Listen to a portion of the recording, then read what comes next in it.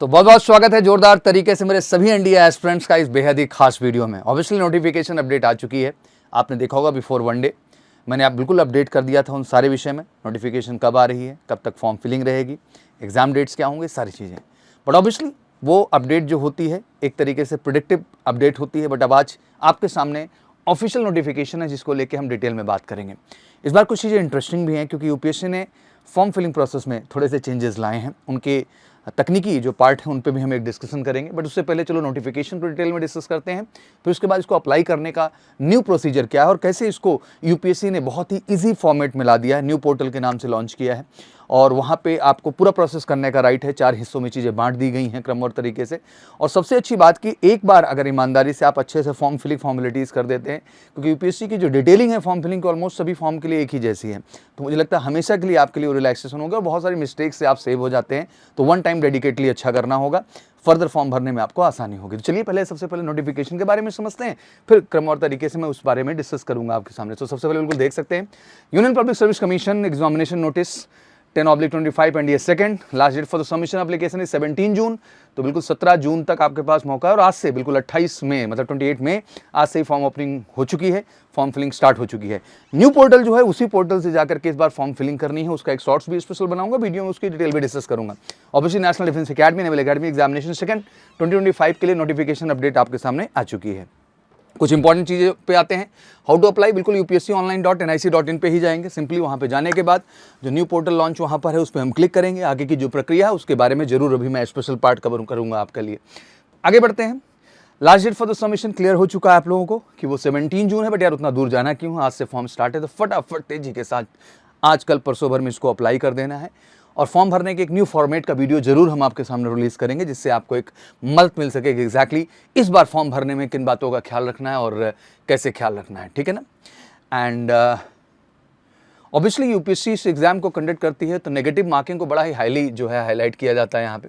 तो ध्यान रखिएगा कि इसमें ऑब्जेक्टिव टाइप पेपर है और आपको जो भी करना है एक्यूरेट करना है और उसी हिसाब से आपको इसमें पार्टिसिपेशन लेना है। आइए कुछ स्पेशल इन्फॉर्मेशन की ओर बढ़ते हैं। सबसे पहले एग्जामिनेशन की अगर हम बात करें तो 14 सितंबर की डेट ऑलरेडी डिसाइडेड है। एनडीए का 156 कोर्स होगा और नेवल एकेडमी का 118 कोर्स है, जो कि 1 जुलाई 2026 को ये कोर्स आपका स्टार्ट होगा।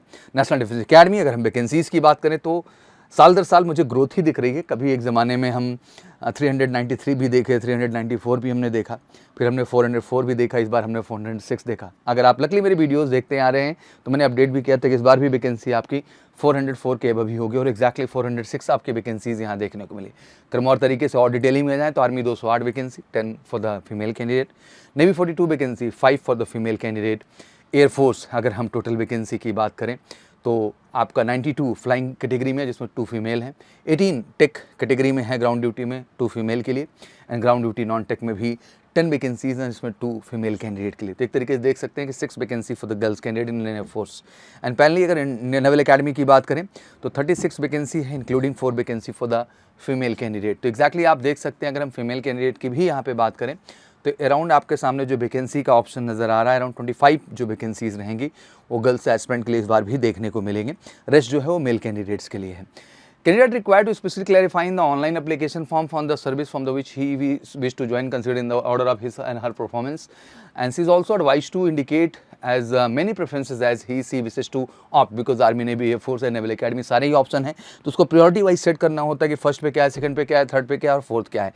तो ऑब्वियसली फॉर्म भरने के दौरान उस चीज़ का आपको ख्याल रखना पड़ेगा। एग्जामिनेशन सेंटर्स की बात करें तो काफ़ी पर्याप्त मात्रा में हो गए, पहले तो बहुत कम सेंटर्स थे बट अब मुझे लगता है कि मैक्सिमम सेंटर हैं, आपके नियरेस्ट आपको सेंटर अवेलेबल है और मुझे लगता है ये बहुत अच्छी बात है। इससे कहीं ना कहीं यूपीएससी के अंदर पार्टिसिपेशन भी बढ़ा और गर्ल्स कैंडिडेट के लिए स्पेशली ये काफ़ी मददगार चीज़ हुई है जो मैक्सिमम सेंटर्स बढ़ाए गए। इसमें यूपी में, बिहार में भी मल्टीपल सेंटर्स अब आ गए हैं।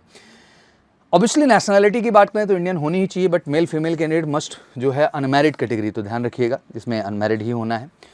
Only unmarried male and female candidate can apply for this. आइए डेट ऑफ बर्थ को भी ध्यान से देख लेते हैं, अक्सर बड़ी कन्फ्यूजन आपके जहन में रहती है तो क्लियर यहाँ पे अपडेटेड है।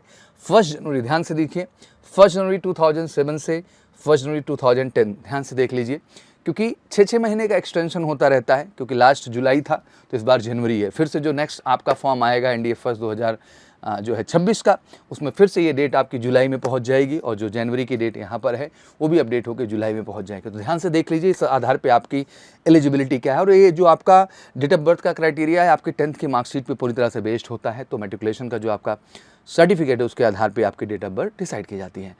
आइए थोड़ा सा क्वालिफिकेशन को भी लेके क्लैरिटी ले लेते हैं। जैसे हम जब आर्मी विंग की बात करते हैं तो 10+2 आपने किसी भी स्ट्रीम में किया हो, दैट मीन आपने आर्ट्स से किया है, कॉमर्स से किया है, बायो से किया है, मैथ्स से किया है, मतलब साइंस स्ट्रीम से हैं आप, बायो कॉमर्स आर्ट्स से हैं, आर्मी के लिए आप सभी एलिजिबल हैं। फिर से मैं जोर दे रहा हूँ, इस बात को ध्यान समझ लीजिए कि एनडीए के अंदर आर्मी विंग के लिए सभी एलिजिबल हैं। आप किसी भी स्ट्रीम से 10+2 कर चुके हैं या इस बार आप अपीयरिंग में हैं, इन बोथ केसेस। और ये बहुत बड़ी अपॉर्चुनिटी है मेरे सभी उन बच्चों के लिए जो 11th का इस बार एग्जाम दिए हैं और 12th में वो प्रवेश कर रहे हैं। तो ये अपीयरिंग की अपॉर्चुनिटी है और मुझे लगता है ये हाईलाइट करके आप लोग समझिए कि 11th के बाद आप एनडीए एग्जाम देने के लिए एलिजिबल हैं और ये गोल्डन अपॉर्चुनिटी है सितंबर का अटेम्प्ट। वहीं एयरफोर्स एंड नेवी की हम बात करते हैं तो ऑब्वियसली आप साइंस स्ट्रीम से हैं तभी आप अप्लाई करने के लिए एलिजिबल कहे जाएंगे।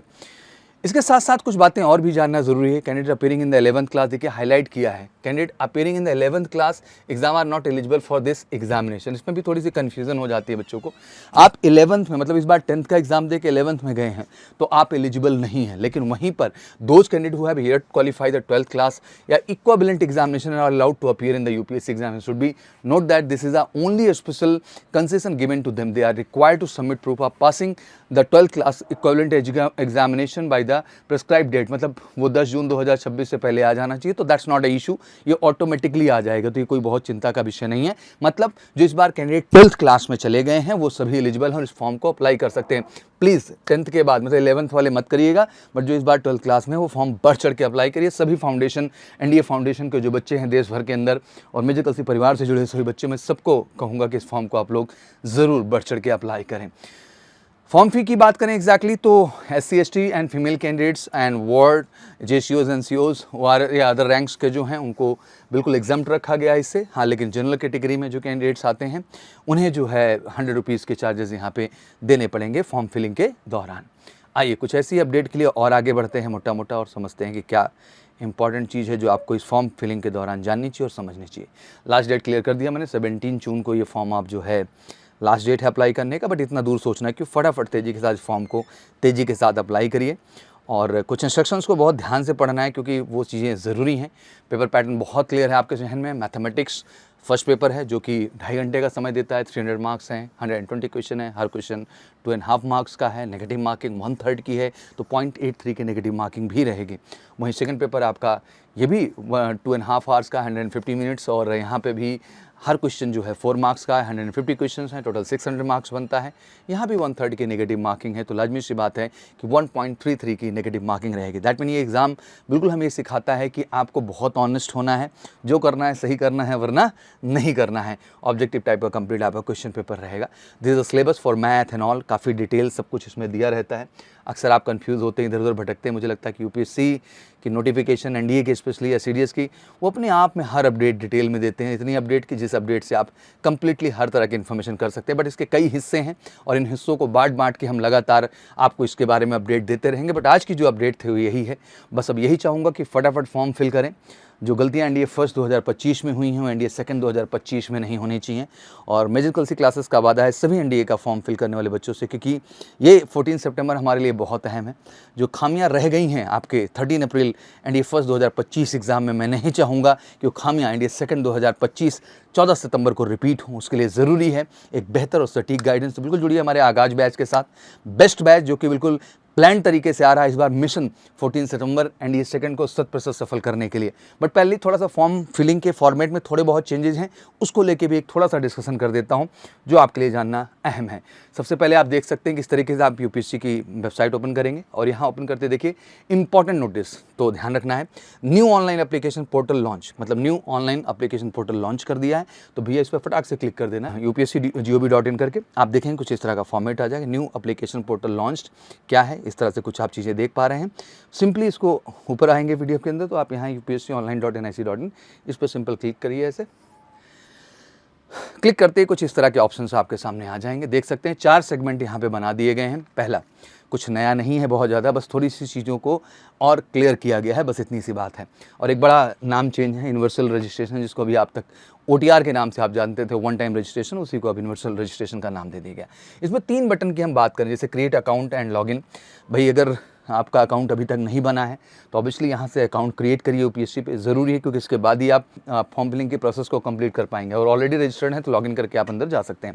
Universal registration obviously process to universal registration OTR अगर अभी तक आप कर चुके हैं या फर्स्ट टाइमर, क्योंकि मैं जानता हूँ 12th अपीयरिंग कैंडिडेट जो होंगे वो सभी फर्स्ट टाइमर होंगे, तो आपको बिल्कुल प्रोसेस करना पड़ेगा यूनिवर्सल जो है रजिस्ट्रेशन के लिए, जिसको वन टाइम रजिस्ट्रेशन भी कहा जाता है। इसकी डिटेलिंग को आप यहाँ पे कंप्लीट करेंगे। कॉमन एप्लीकेशन फॉर्म, सबसे खूबसूरत चीज़ जो मुझे लगता है वो ये आई हुई है, proceed for the common application form. ये कॉमन एप्लीकेशन फॉर्म UPSC ने तैयार किया, जहां बहुत सारे डेटाबेस एंड डिटेल सभी फॉर्म्स के लिए मैच करेंगे एग्जैक्टली। तो लकली मुझे लगता है कि एक बार इसको अच्छे ढंग से आप कंप्लीट करेंगे तो UPSC के हर फॉर्म फिलिंग में आपको हमेशा सहूलियत मिलेगी। एग्जामिनेशन में सबसे पहले आप देख सकते हैं कि ये 3 पोर्टल तो आपकी हमेशा एक्टिवेट मिलेंगे, इसमें कोई दिक्कत नहीं है। और ये वन टाइम का प्रोसेस है, आपने कर लिया तो ये आपका फ्रीज हो गया। बट ऑब्वियसली इस सेगमेंट की जब बात करते हैं, 4th जो एग्जामिनेशन है, view examination notice, apply for the examination, my application. तो ऑब्वियसली व्यू एग्जामिनेशन नोटिस तो भाई तभी आएगा जब कोई नोटिस रहेगा। जैसे फॉर एग्जांपल अभी NDA CDS दोनों आ गए, इस पर हमने क्लिक किया एग्जैक्टली, तो आप देख सकते हैं दोनों कि national defence academy examination and combined defence services examination दोनों का फॉर्मेट है। तो जैसे कि आप देख सकते हैं कि आपकी जो फॉर्म भरने की प्रक्रिया होगी वो इसी सेक्शन से कंप्लीट की जाएगी। अप्लाई फॉर एग्जामिनेशन जाएंगे तो लाजमी सी बात है 2 ऑप्शन देगा, आप लॉगिन कर सकते हैं, प्रोसीड टू लॉगिन कर सकते हैं। आप यहाँ से अपना क्रिएट अकाउंट कर लीजिए और उसके बाद इस प्रक्रिया में आगे बढ़िए। OTR भी उससे पहले, दैट मीन यूनिवर्सल रजिस्ट्रेशन भी आपका कंप्लीट हुआ। तो ये सबसे बड़ी अपडेट थी जो मुझे आपको देनी है, और ये अपडेट कॉमन है NDA और CDS दोनों ही कैंडिडेट्स के लिए। तो ये सारी चीज़ें थी जो मुझे आपको बतानी थी। आशा करता हूँ क्लैरिटी आपको मिल चुकी होगी, और अब बस बढ़ चढ़ के फॉर्म अप्लाई करिए। और फॉर्म फिलिंग के प्रोसेस को जरूर हम आपको एक बार इस बार बताएंगे किस तरीके से आपको करना है, जो आपको मदद मिले। और थोड़ा सा ध्यान दे के सावधानी से, UPSC का फॉर्म है तो वो सावधानी का आपको ख्याल रखना है। एक बार फिर से आपको बहुत बहुत शुभकामनाएं, फटाफट फॉर्म भरिए और वेलकम टू MKC। तैयारी करते हैं 100% सफलता के। Thank you so much, wish you good luck. जय हिंद, जय भारत।